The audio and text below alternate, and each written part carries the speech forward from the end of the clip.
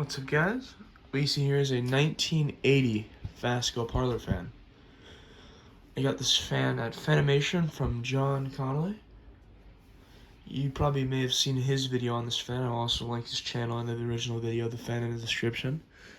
But I now own this fan, and it had a hunter light on it. I took that off. I just wanted to see what some slag glass would look like on it. I think it looks alright.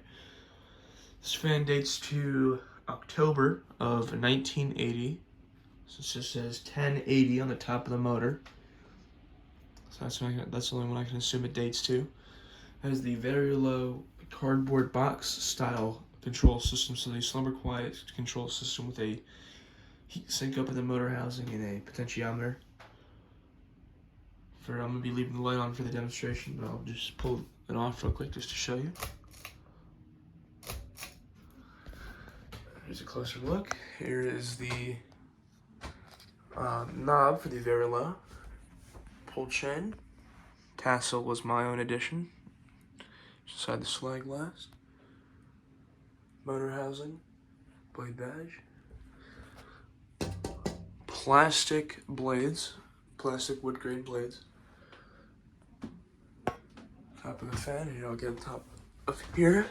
Show you the information.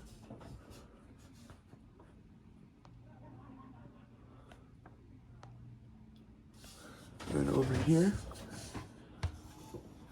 kind of see it. See, it says 1080, dated that, meaning this fan dates to November of 1980.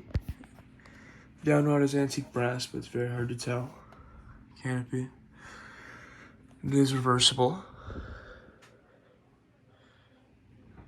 Fitter's antique brass. This is the fitter it came with. I don't know if I feel like changing it. This is a Newtone light, by the way. This came off of a Newtone Hacienda I got also from John. So, I will now set it to low. It's on its slowest setting on the variable speed control. It's a little bit of a 60 cycle hum. Low speed is more on the functional side.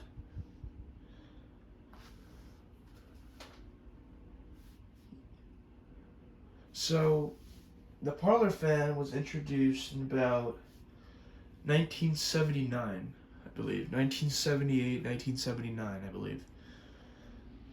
And the earliest versions had a switch cap that actually had the Fasco logo on it, but that was not around for very long. It's kind of a shame it wasn't. It was kind of cool. And they had longer canopies.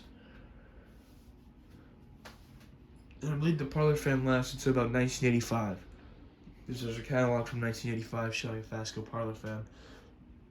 But instead of these style blade badges, it had Old South, Fasco Old South style blade irons. Or blade badges. So yeah, it's an earlier this one's slightly earlier. It's from 1980. So this fan started life in Missouri, where John found this fan. And then he had it for a while. And then I bought it from him at Fanimation, so now it's in my possession. At least right now it is. I don't really have plans on selling this fan, but that can change. Now I'm going to inch the knob up a little more.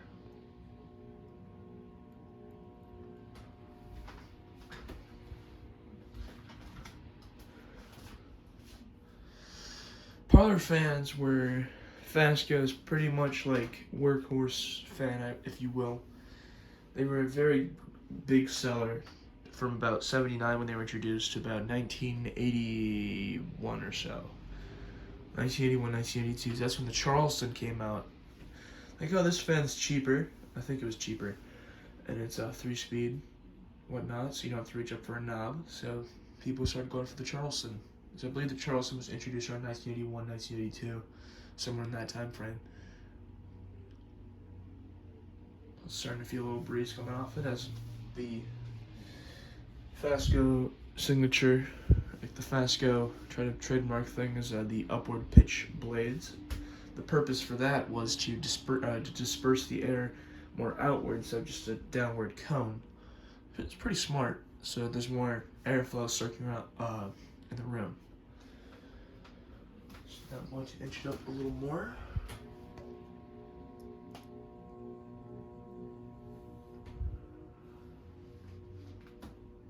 Maybe a little more.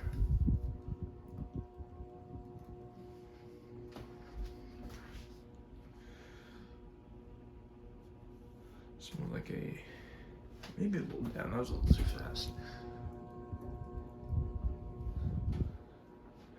Fan has a pretty nice range of speeds.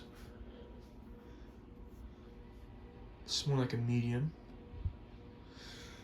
There's a bookstore near me that has a Thomas Industries version of this fan. I remember seeing it a lot as a kid. It's still there. There's a video of it on my channel, I believe. A very short video. That has a different canopy and top plate. This is no Thomas Industries. This is the original Fasco. I'm already feeling pretty decent breeze from it, so now I'll inch it up a little more.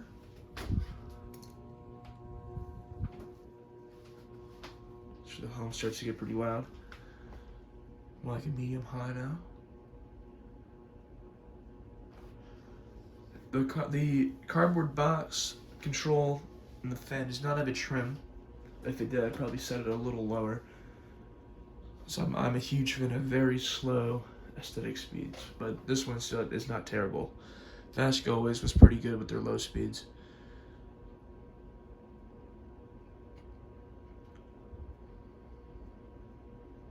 And I'll inch it up a little more now.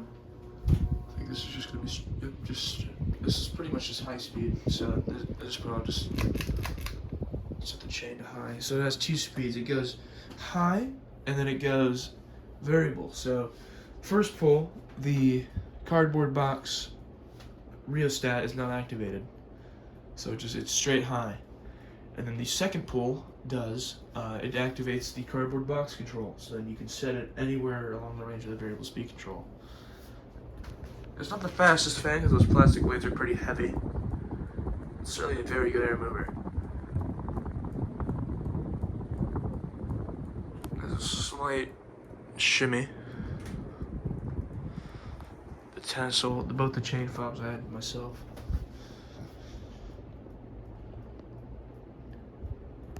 Doing about 180 RPM, 190. It's not that fast, but it's a very good air mover.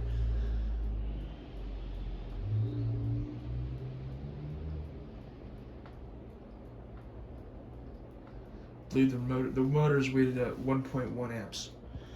So, if you were curious, there's I believe there's a resistor, a capacitor inside the motor housing.